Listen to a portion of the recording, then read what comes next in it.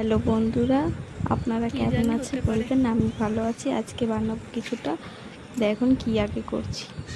এদিকে পেঁয়াজ, লঙ্কা, রসুন কেটে নিয়েছি দেওয়ার জন্য ফোড়নে, আর এদিকে টমেটো, তারপরে এদিকে বাঁধাকপি আর আলু দিব। তারপরে এদিকে কুমড়ো কেটে নিয়েছি, পুঁই শাকে আলু আছে, বরবটি আছে, এদিকে কটা ভাত আছে, তারপরে পুঁটি মাছ আছে কটা, তার পুঁটি মাছ ভাজবো। পুঁটি মাছের জন্য এটা ছাড়িয়ে নেওয়া হচ্ছে, মাছই পড়ছে কেন কি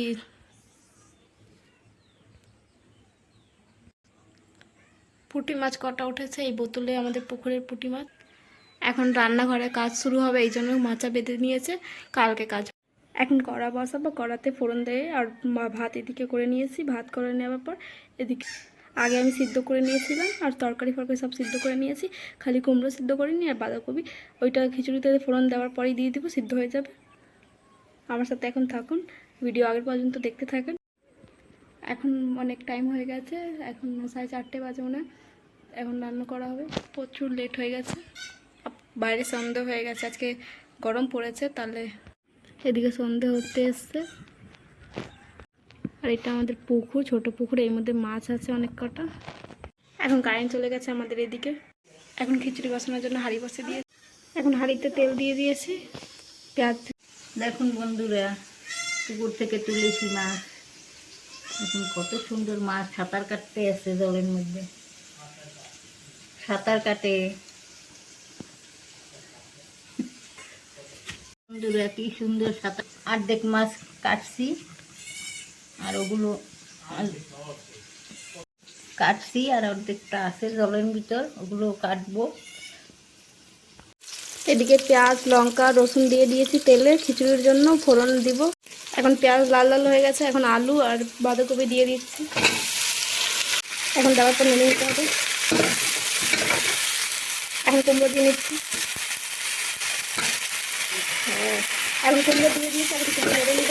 লাল লাল হয়ে গেলে তখন দিব চাল ডাল। এখন দিব চাল ডাল, আমি আগে দিয়ে সিদ্ধ করে নিয়েছি। এখন পুঁই শাকও দিয়ে দেবো, পুঁই শাক সিদ্ধ করে রেখেছি। এখন দিয়ে দিয়েছি পুঁই শাক দেওয়ার পর নেড়ে নিতে হবে। তারপরে হলুদ লবণ দিব। এখন আমি লবণ দিয়ে নিচ্ছি।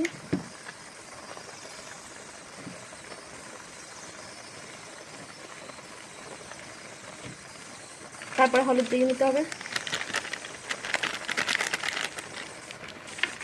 এখন নেড়ে নেব, তারপর মশলাপাতি দিব। এখন সবজিগুলো মজে গেছে, এখন জিরে ফোড়ন দিব, এখন ধনে জিরে দিব খালি, আর কিছুই দিব না মশলার মধ্যে। এখন দিয়ে নিচ্ছি, নেড়ে নেব। এখন তরকারিগুলো পুরো হয়ে গেছে, এখন ভাত সিদ্ধ, আলু ডাল সিদ্ধ ছিল ওইগুলো দিয়ে নিব। তারপরে একটু নেড়ে চেড়ে নামিয়ে দিতে হবে, সিদ্ধ হয়ে গেলে আলু। এদিকে আমার রান্না কমপ্লিট হয়ে গেছে, খালি খিচুড়ি একটু আমার আলু সিদ্ধ হবে ব্যাস। তারপরে এদিকে মাছ ভাজা বসিয়ে দিয়েছি, মাছ ভাজা হয়ে যাবে, তারপরে আজকে খালি খিচুড়ি আর মাছ ভাজা দিয়ে খাবো। আর এইদিকে কটা পুঁটি মাছ ভেজে নিয়েছি। বেগুন ছিল না, নাহলে বেগুনের আজকে ভাজা দিয়ে খেতাম খিচুড়ি, বেগুনের দিয়ে খিচুড়ি খেতেই ভালো লাগে, লেকিন ছিল না বলেই আজকে পুঁটি মাছ দিয়েই খাবো। এদিকে খিচুড়ি এখনও কমপ্লিট হয়নি, খিচুড়ি কমপ্লিট হতে টাইম লাগবে, এমনকি আলু সিদ্ধ হচ্ছে না। আলু সিদ্ধ হয়ে গেলেই আমাদের শেষ হয়ে যাবে, আর খাওয়া দাওয়া করবো। প্রচুর লেট হয়ে গেছে, এখন 5টার উপরে বেজে গেছে। সব নোংরা ফোংরা হয়ে গেছে, সব গুছিয়ে নিতে হবে। এখন সব ঢাকনা বাকনা লাগিয়ে নিচ্ছি। এদিকে সব অগোছালো, কেন কি সব কিছু এখন রান্নাঘর দিয়ে ঘরে আনা হয়েছে, এই জন্য সব পুরো এদিক ওদিক হয়েছে। ধীরে ধীরে করে গুছাবো। ঘরে যে প্লাস্টার করে ও আমাদের জন্য নিয়ে এসছে গাছের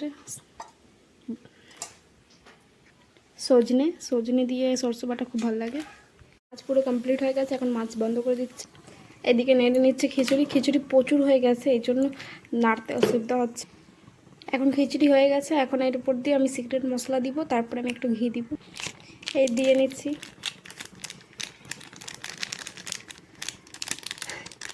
কারা এটা জানেন কমেন্ট করবেন।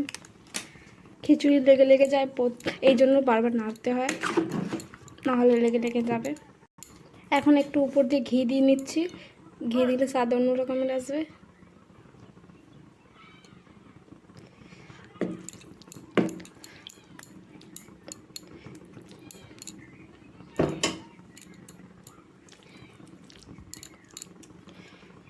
এখন হয়ে গেছে, নেড়ে চেড়ে নিয়ে এসে এখন উপর দিয়ে ধনে পাতা দিয়ে দিব।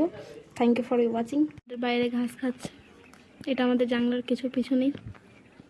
ভিডিও ভালো লাগলে লাইক করবেন, শেয়ার করে সাবস্ক্রাইব করে নেবেন।